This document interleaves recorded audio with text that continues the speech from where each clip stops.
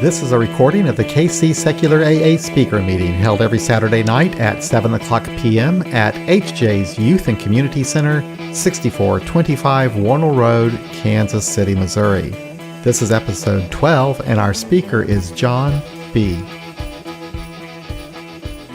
Welcome to the Secular Speaker Meeting. I'm Simon. I'm an alcoholic.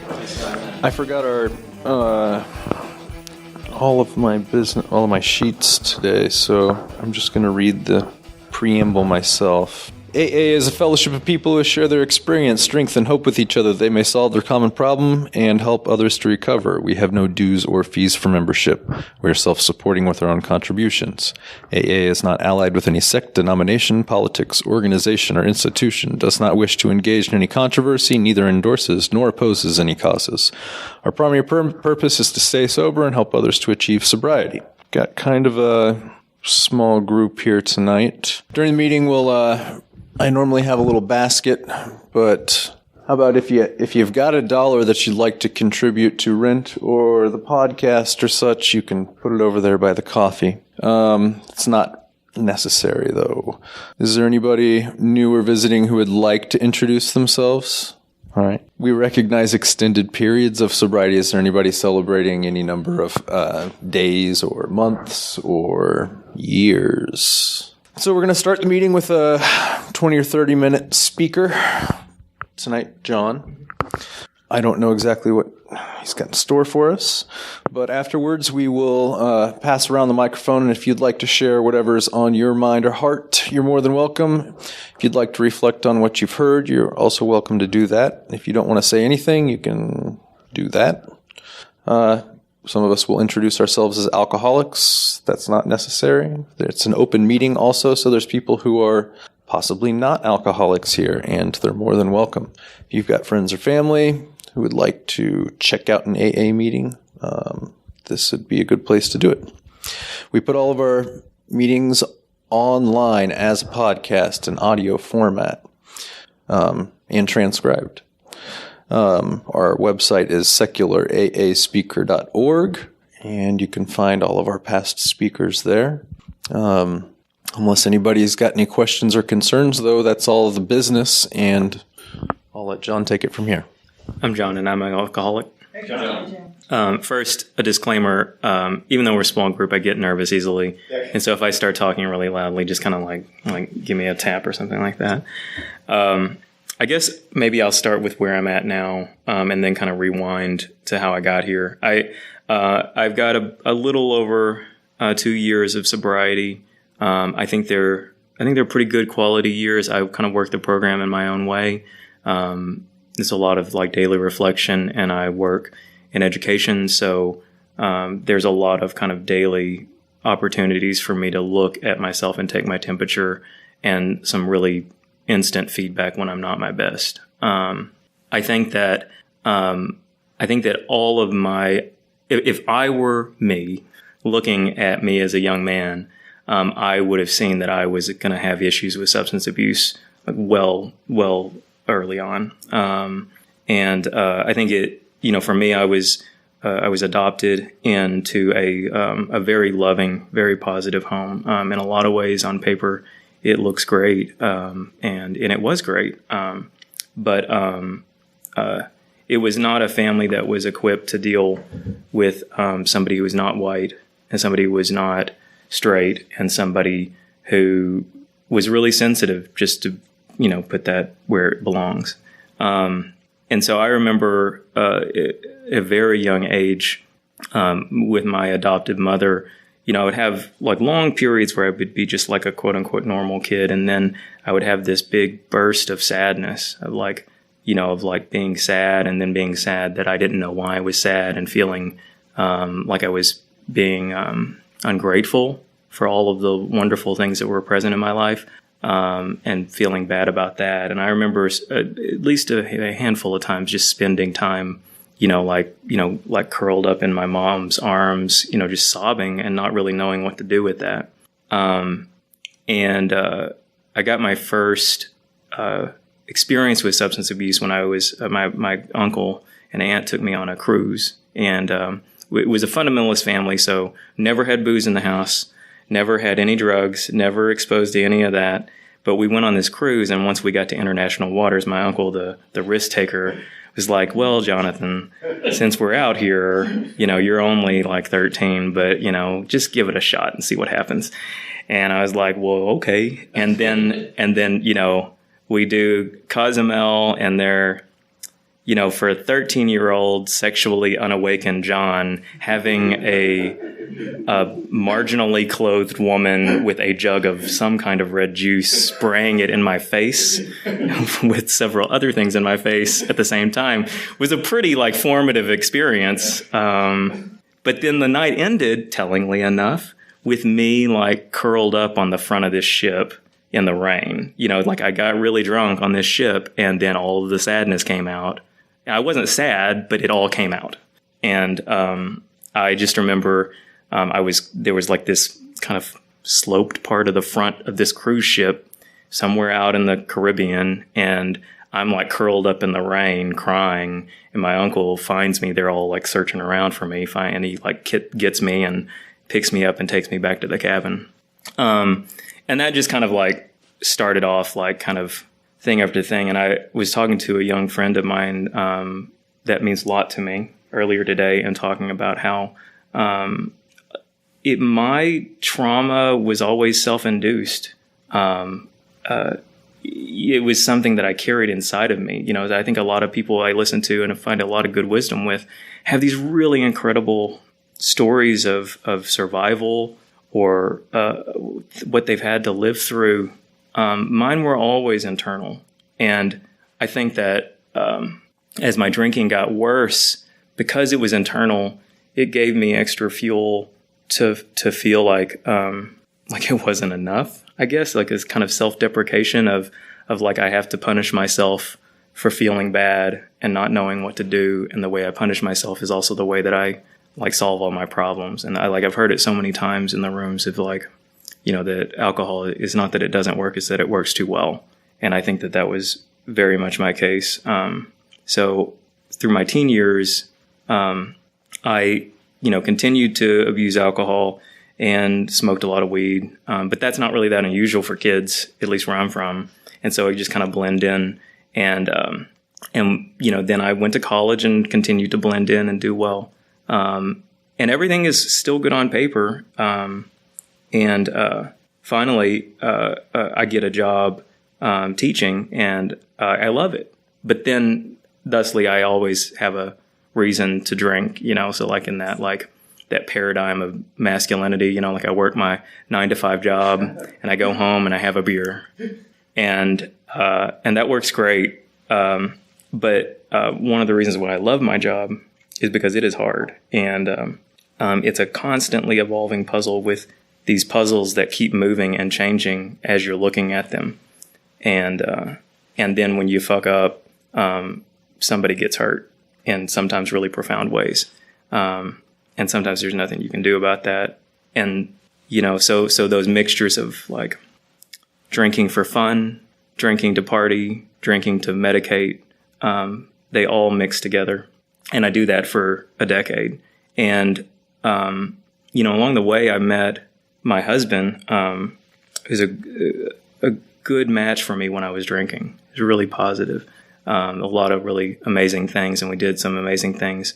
But at the end of my drinking, I remember I had a good day the day I quit drinking.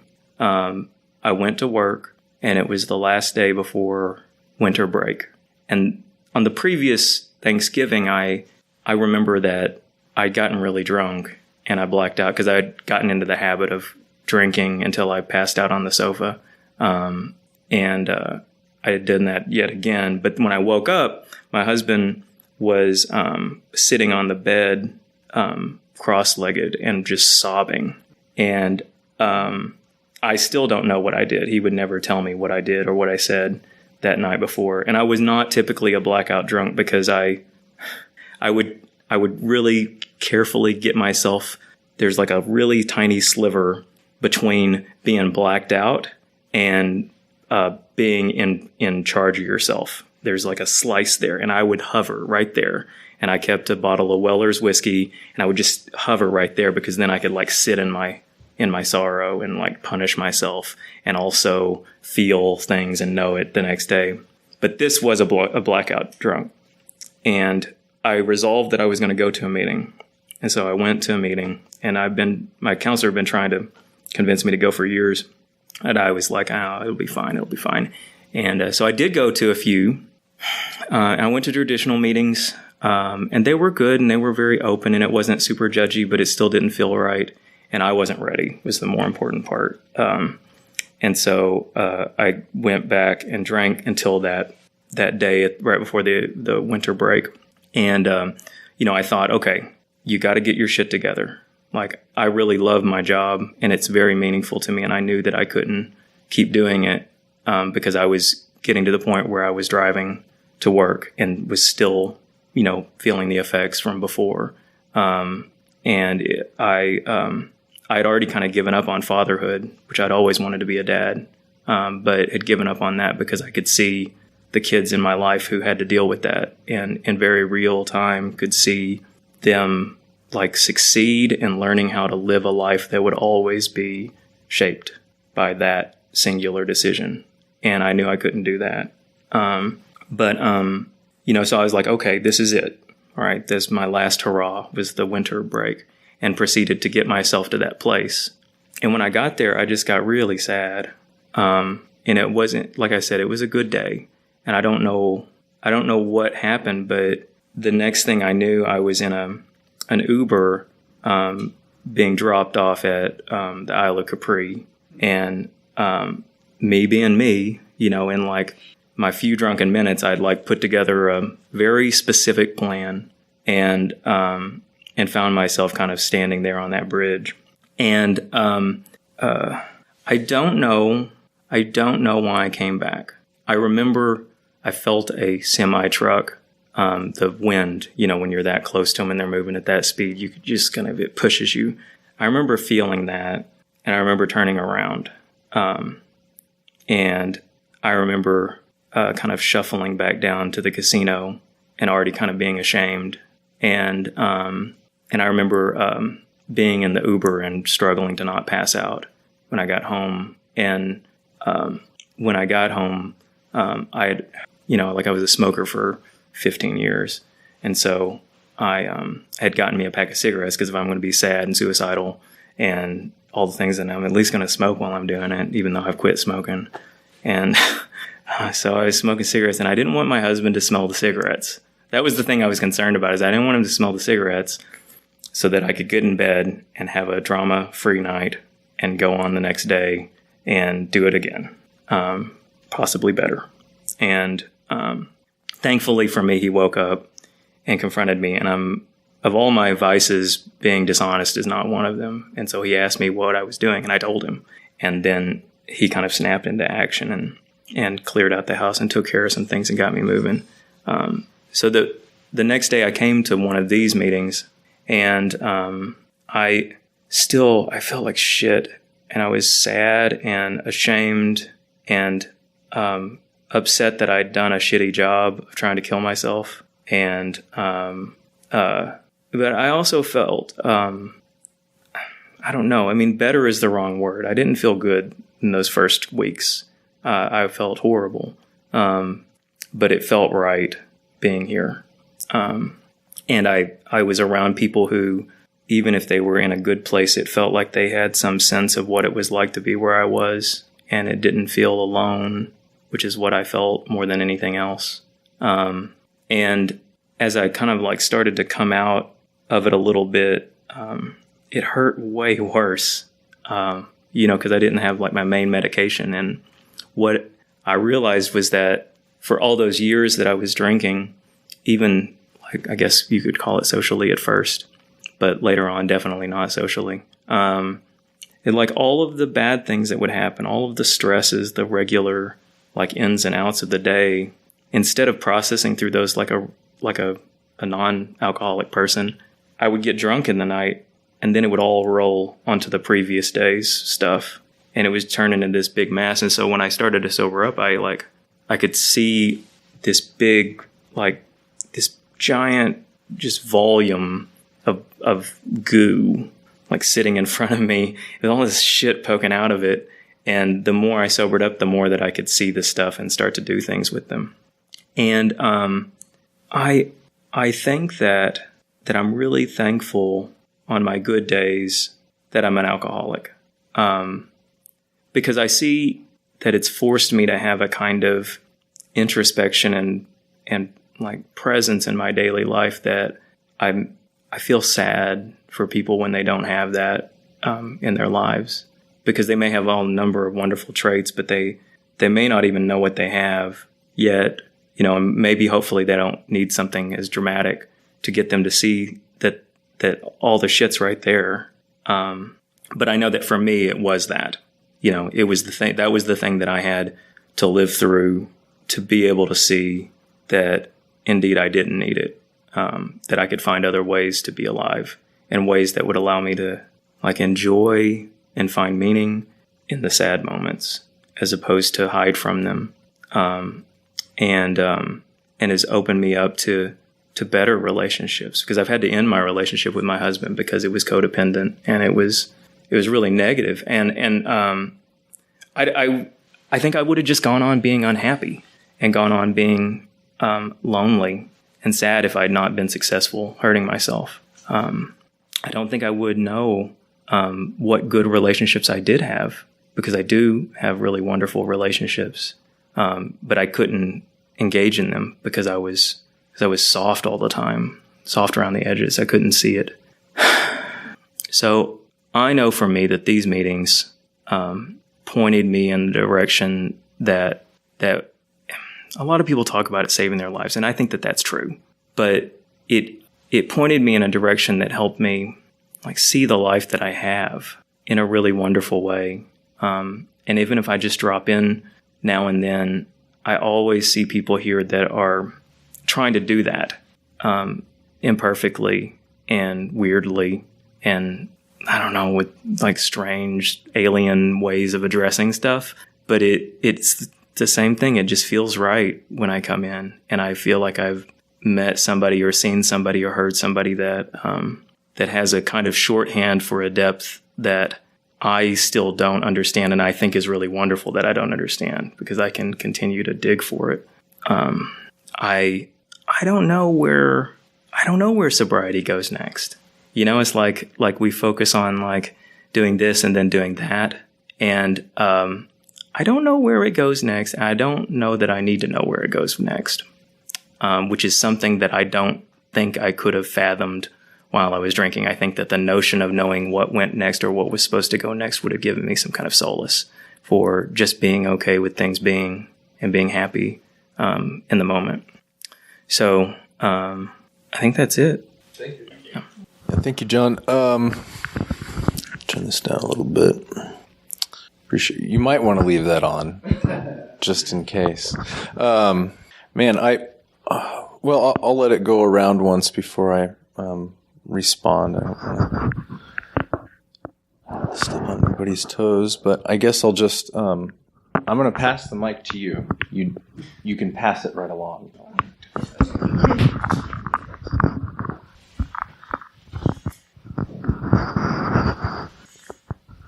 Hi, I'm Chris. I'm an alcoholic. Hey, Chris. Thank you for speaking. That was really great to hear. I'm newer in the program, and last year I had almost 6 months, but after 3 months I stopped coming to meetings, and then 3 months after that I started drinking again. And the reason why I'm here tonight is that I feel I just really needed a meeting. I really needed to come hear somebody talk about their success. I'm having a tough time at work because I was really successful while drinking at work. But now I feel like, and it could be the same, maybe the results are the same, but it felt so much better and my confidence was so much higher. And so that it took 6 months for me to get to where I feel like I am now. Last time, meaning like in my head, I feel like I'm so down, and I'm just obsessing about making my sales numbers work and getting, I don't know, just not getting fired, I don't think that I'm at risk of that, but so it's my number one, I guess, trigger. If I'm going to start drinking again, I need to figure out how to do this. And so the only thing that I know is like, coming to meetings, and somebody told me this today, that it's like when you're sobering up, you're paddling a canoe away from a waterfall, and going to meetings is like one more paddle. And I think that when I stopped coming to meetings last time, it was enough to finally just let me go over the edge and start drinking again. So I don't want that to happen. But yeah, so I don't know. I do feel like I'm rambling, but I got a lot out of your talk, and I appreciate it. So thank you, and thanks for the meeting. Thanks, Chris. Hi, I'm John. I'm an alcoholic. And thank you very much, John, for your talk. This is one that I'm going to want to listen to again, because you said some things there that I thought were really profound. And one of the things that you said that struck me, and I'm not going to be able to put it the way that you did, but it was like, something how you were able to appreciate what you have. You're able to appreciate what you already have in your life. That I found really interesting. I think that that's true probably for a lot of us. And I think maybe even I had that experience to a certain extent, and maybe just didn't know how to put that. But I think that was really interesting. I also had a bridge experience myself, standing on that bridge. And anyway, so I was also thinking when Chris was talking and when you were talking, and I spoke with Simon earlier today, a lot of us talk about the turning point for us is when we start going to meetings. And I'm not trying to be over analytical or anything, but I sometimes wonder, what is the magic of the meetings? I don't really think it's steps. I don't think it's anything. I think it's simply just being together. And something that you said was that when you came to the meeting, you noticed that the people could relate and identify with where you were, even though they weren't there now. That I had that same thing when I was at my very first meeting. Everything seemed like my life was just totally over, and all these other people in the room, as they shared their stories with me, and I mean, I could see that, yeah, they understood where I was coming from, but I could see just from how they were, their comportment, that they were not where I was. And I kind of wanted to be in their seat, and there is a certain amount of power in that you can say, hey, if he can do it, then I can do it. And that guy's in my corner, and there's a lot to that. So anyway, really good talk. Thank you very much for sharing that with us. Appreciate it. Hi, I'm Bethany, and I'm just here to visit. I'm friends with Jon, but this is the second meeting I've been to, but sorry, I've had a hard day. I'm just crying. Okay. I've had multiple family members that have struggled with alcoholism and substance abuse, and we don't really talk about it in my family. And I appreciate the open meetings, and I appreciate hearing all of your stories, and even my friend Jon. I appreciate just hearing your stories, because though I don't struggle with that myself at the moment, I draw strength from you guys too. And even with me trying to get my life together and see the good in my life, I really appreciate you guys coming and trying and just taking it a day at a time. And I wish some members of my family would do that, but I appreciate getting to learn and support my friends, and also hear you all's stories. So thank you. Oh man, kind of on that same note, and what Jon was saying, there is something about having your whole world completely rocked, just either nearly taken from you by yourself or another, or I guess you see people who I have seen people who go through great struggles and have a hard time figuring out where they fit into this world. And after coming out the other side, it seems like they've got a lot more compassion and understanding.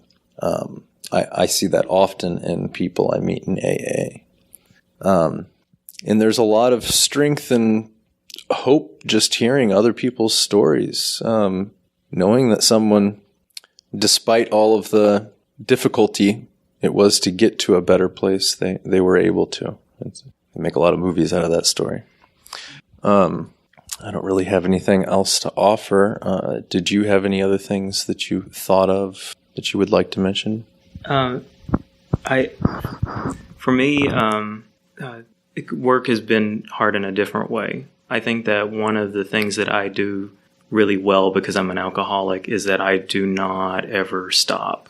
And was what made me a really good drunk. It's like there was never going to be somebody who would drink more than me, faster than me, take off more clothes faster, be on top of more men faster. I mean, I was going to be the best. And I think that makes me a good teacher.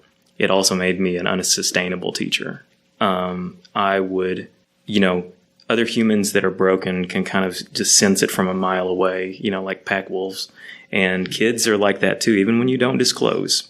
They sense that, oh, you're a member of my tribe, and I've got all this shit with me. You want some of it? And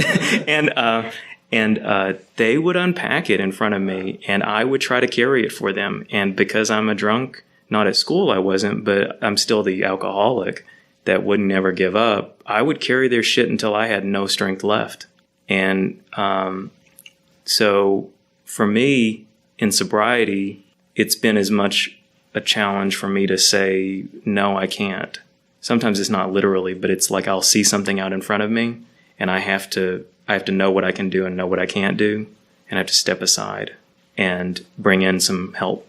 But beyond that has been about me finding other outlets for my life. Like when I was a kid, I loved to read, and I haven't read except for school for years. And I started reading again and like investing in relationships that I value and that are important to me. And letting go of others. Because, along with the husband, I walked away from my adoptive family for the most part, except for my dad, because they had always just kind of accepted the gay part. Like they kind of accepted it in that they didn't say anything about it. But the moment I pressed the issue, it was, and one thing I gave up when I went through the ringer and almost gave everything up is an inability to give any fucks. Like I just don't have time for it. And it's like, if we're not in it to win it, then I got better things to do. As much as I may love you, I've got things to do, and they're good things. They're powerful things. They're things that give me strength and gives others strength. And I don't have time to worry about that. So it's the same thing at school. Like I work in a hard school with not enough resources, doing a job that can't be done. And I don't have any room for any fucks to be given if somebody doesn't want to hear the truth. And I think that makes me powerful and happy. And I don't know. I have hope that you'll find those things that are beyond your sales numbers. But my shit is good that's beyond the sales numbers. So I hope the best for you. Thanks again. We've got quite a bit of extra time left, and this is sometimes looked down upon, cross-talking. But despite that, I did want to say, Chris, that if you give it enough time, for me anyway, I soon realized in social situations, although I had more anxiety going into them or didn't feel as confident, I am much wittier and make much better decisions consistently throughout my life. That that little lack of confidence has completely disappeared now. I've got different kind of confidence, knowing that I can function on a level with everyone else at all times. And when I get tired, I can retire and I can go to sleep and get rested. It's not comfortable at first, though. I don't know anybody who enjoyed their first few months of sobriety. not a single person. Well, I don't know. Actually, I've heard some people who have said it's easy, but that's few and far between. It was hell for me. I spent 7 years trying to get sober, doing 3 months at a time, 6 months at a time, 1 month at a time, and then sometimes drinking for 6 months in between. And I don't recommend that. It gets so much easier just with time, though. And things will be hard. Things will be rocky. But that's just life. Keeps getting better, though. Does anybody else have anything else they would like to add? Yeah. Hi, my name is Valeria. I'm a member of Al-Anon. And I just wanted to say thank you for what you say. I really enjoy your story. I really appreciate to see the other side and the struggle, because I try to understand, but I feel like I will not get it, and that's okay. But I love these open meetings because it makes me more compassionate. I feel like, and that's very important for me and for my relationships. So I just wanted to say thank you. Yeah, my first year sucked. I mean, like, it was like, well, because I can't remember who said it. There's so many things that just kind of glean onto you over the coming to meetings, but it's like everything you do is new. It's brand new. You know, it's like you're like used to being really good at all of these particular things, and because you're used to dealing with the aftermath in a certain way, or you're used to getting prepared in a certain way. And so, like, I mean, there's the big shit, like, the first anniversary that I had, my mom's death sober, and like my first birthday of my adult life sober, but also like little stuff like having a bad set of meetings, and being done with that. Or like I do get really anxious and nervous. And so like getting ready for a big thing, what would I be doing the night before a big speech I have to get? I'd be out there getting wasted. And so like everything is new, and it sucked. And this second year has been a lot better, because every time like I would know the water was going to be cold before it hit me. And I'd be like, oh, okay, well, you're going to feel really shitty when you like get to that part of the year when your mom dies. So you should like ahead of time, like call your friends and, have like a thing that you're doing that makes you feel good, because you're going to feel like crap and you're not going to get drunk to deal with it. So what are you going to do? And, yeah, that sucked. It just, that year was so hard, but it did get better, and it's better now. And I can see it getting better. I don't worry as much. I still worry about things. There are things that I can't control. And then there's a better division between things I can't control and things I can control. So like I'll let myself worry a little bit about, like, I have one boy that I care about a lot, one of my students. And, when I see on that, when they come on the news and they're like, young black male shot, like first thing in my mind is they don't say a name ever. They never say a name. It's always just that. And so, I let myself worry about that a little bit, but then I do something with that. But I mean, shit like what am I going to do with my house that I'm trying to sell in this divorce? Or what am I going to do with my love life that doesn't exist in its previous state in any regard? I mean, like, it'll be fine. Let the mystery be. Yeah, it'll be fine. Because if all this other shit's worked out, it's going to work out. Maybe. Yeah, or not. We'll see. Yeah, and it'll be fine either way. I thought that was great. Does anybody have anything else they'd like to add? All right. Good job.